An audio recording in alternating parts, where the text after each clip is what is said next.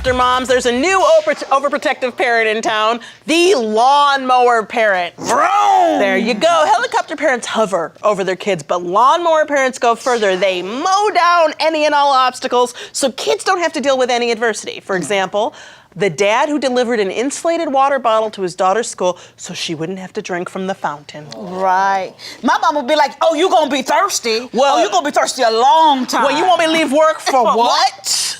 Because you too good to have water out the water fountain? you better drink that down. You are just a child like every other child. Suddenly we become like this, like really dark, like fences or something. I know. But it is amazing to me, this trend towards making sure that kids don't suffer any kind of adversity. Like, absolutely. There's no such thing as losing. No, you know, everybody wins. And you know what? And I have to admit, my husband is a helicopter parent. Oh my gosh, my husband He's like a Black Hawk helicopter It is like he is there to collect everything. He's like, you know what? You got this, you got that, you got this, you got that. I mean, worried about spills that are years before happening. Exactly. Like years before that cup is near the edge, he's on it. Yes, before my kid can even pick up the carton, he's like, watch out. He's like, yeah. But he doesn't stop her from experiencing what's going to happen in life. And I think that's the difference. And we've run into a lot of these parents who think, I'm going to create this sort of bubble-wrapped world for my child where they never lose, they never deal with disappointment,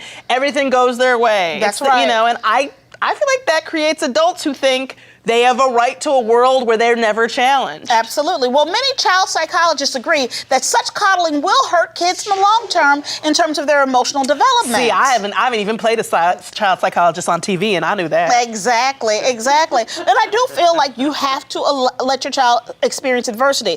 But there's a difference between, like we talk about with your daughter Abby. There's a difference between you would never let her be hurt, right? No. So it's like your child, if your child's being bullied or something where you need to step in. Yes. But you don't rig every game. No. In fact, when you play game night at this household, it's ruthless. It is. You know what? It's a situation up in there. All right. You do not protect from that. No, we don't. Oh, you're gonna lose. You're gonna learn. And you're gonna learn gracefully. That was a big thing. We, in fact, our daughter did 6 years of studying chess with chess masters because we wanted her to learn to lose gracefully. Oh, and that was also because she was having trouble taking direction. And I was like, oh, you're gonna learn. We're going to teach you that you are not always the primary in every situation. You're going to learn to be a student. That's right.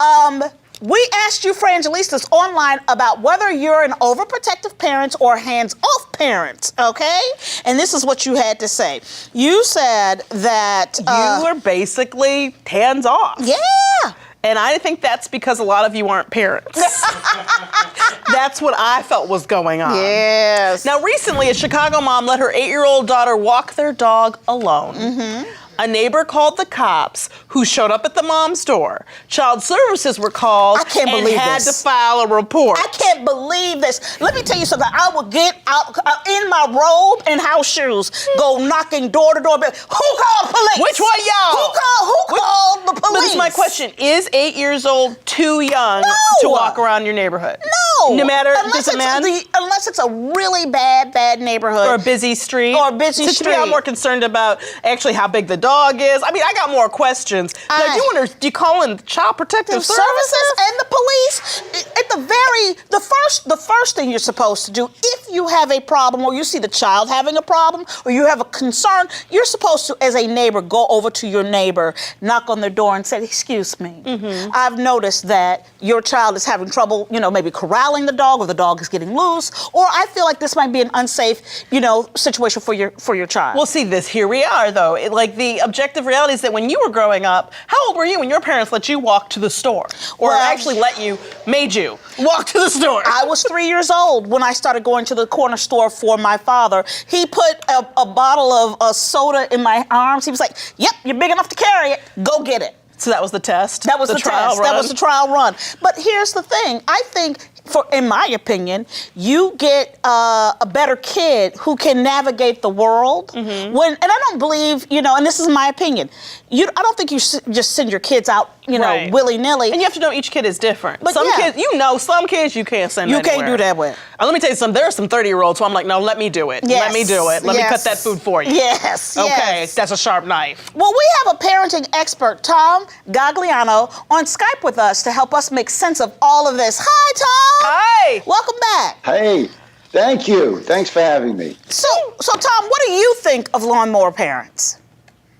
Well, lawnmower parents and all these situations you're talking about has one common denominator: control.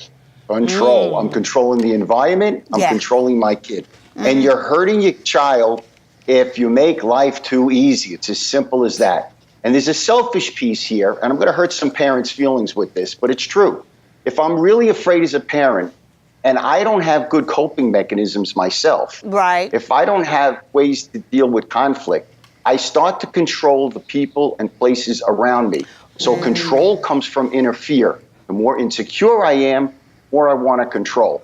Yeah. And that's a piece that the parent has to work on, not the child. Because if the parent is so afraid of everything, they're going to create in their child the message that you can't survive this world without me. Yeah, exactly. So the child gets old enough, and I have parents come to me, this is amazing, where the mom or dad will say, I don't understand. Susie, Johnny, they're mad at me all the time, and I was always taking care of everything. Yep. I'm like, that's why they're mad at you. Exactly. That is so deep. Taking care of everything. I Let think them develop problem solving and dealing with conflict on their own. Right. What do you think about?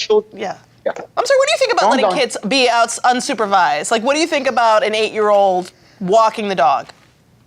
This is the key: connection with your children. The key. Talk to them, not at them. Yes. You want them to solicit information from you, not from the wrong people. But you need to create that safe place for your children, okay, where they know that their feelings, what they say, matter. If a child's feelings don't matter, they feel they don't matter. And they're going to go to other people to get that validation. So again, connection is the key.